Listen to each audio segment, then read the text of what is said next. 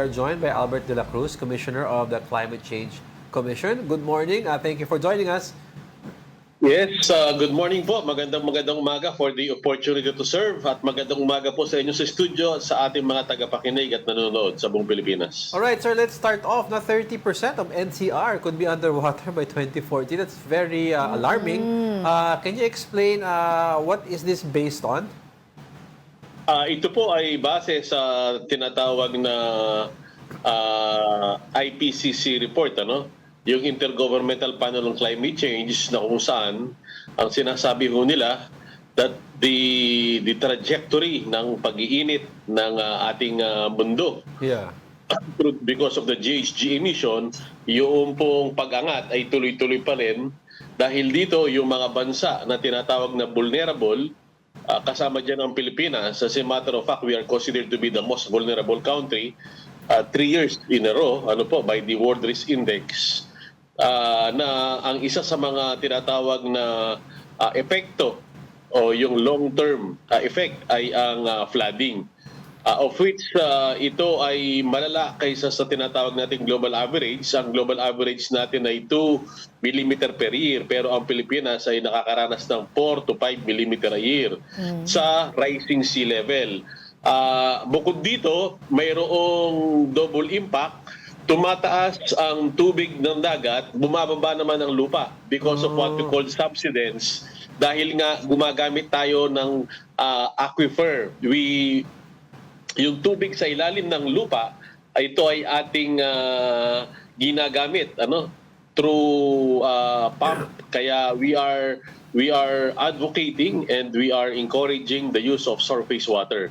So bababa tayo ng 4 to 5 millimeter, tapos tataas ang lupa. So these are the impacts among others.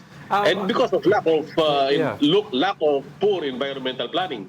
I grew up, sir, being told by my parents also na eventually floods would happen in maybe not in my lifetime pero sa mga apo ko daw.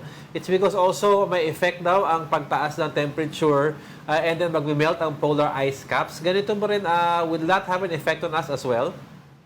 Yeah, yun po ang pagtaas ng ating yung pagtaas ng sea level o yung tubig ng dagat. Yan po yung direct effect niya, na yan po ay tumutungo sa mga area kamukha po ng Pilipinas. So when you say flooded po, is it similar to what we see sa Venice? It is somehow similar, pero kasi ang Venice, yan ay kumbaga that is already part of their natural geologic feature, kamukha ng mga ilang bayan natin naman dito sa bandang Mindanao, sa mga area na kung saan ang ating mga kababayan na mga nasa baybaying lupa. These are natural geologic features. Ang sa atin kasi, ang kaibahan, yan ay tinatawag nating anthropogenic activity. Meaning to say, before we call this acts of God, acts of God. But ito hindi na acts of God. This is anthropogenic, gawang tao. So ano po yung which areas po ba yung nakikita natin na most vulnerable dito sa sinasabi po natin na rising sea level? Yeah, makikita po natin yan na meron po tayong mga mapa, yung mga risk disaster map natin, yung sa makikita natin din sa mga mapa ng DOST, pwede ho natin i-google. Yan po, kamukha po ng mga area ng mga Kamanaba area na dati nang lumulubog. Yan ay mga below sea level hanggang dito sa may Metro Manila. Lahat ng area fronting, we call them coastal cities and municipalities. Hindi lang naman dito sa Metro Manila. 60% of our municipality sa LGUs, for that matter, dito sa buong Pilipinas, ay considered to be coastal. Kaya ang ating pong panukala dyan is, number one, yung mga area na tinatawag nating no-build zone, kasama yung buffer zone at kasama yung salvage zone. Ang salvage zone, ito yung mga nasa 14 meters from the median of the low tide and high tide. Kukuhanin doon, tapos at least 40 meters no-build zone yan. So mayroon man mga light structure. And then after that, supposed to be, ang pwedeng mag-build ay yung mga tinatawag natin mga tourism pero hindi siya pwedeng hindi yung mga residential na Residential. pwedeng tulugan, hindi ubra.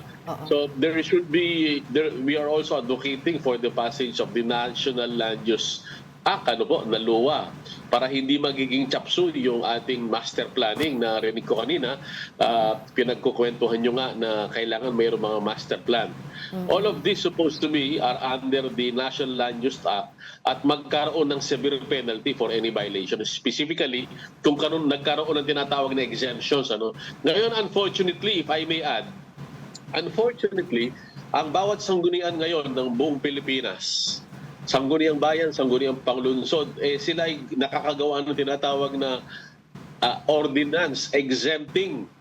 Diyan medyo nagkakatalo. So, kung mayroong silang zoning ordinance na, kapag may pumasok na negosyante, malakas kay mayor, malakas kay sa sanggunian, at sila ay nag-usap, pumayag sila, they can on their own make an ordinance exempting specific projects and Land. programs. Oo. Doon nagkakaroon ng pagiging chapsuy yung ating master planning. Exactly.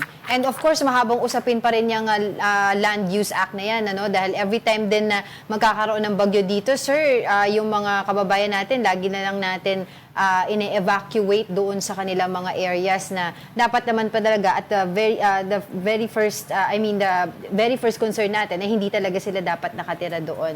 Alright, but we'll get back to you on that. Mahababang usapin yan. Unfortunately, we don't have much time. But maraming salamat po sa inyong insights. Albert De La Cruz, Commissioner of the Climate Change Commission.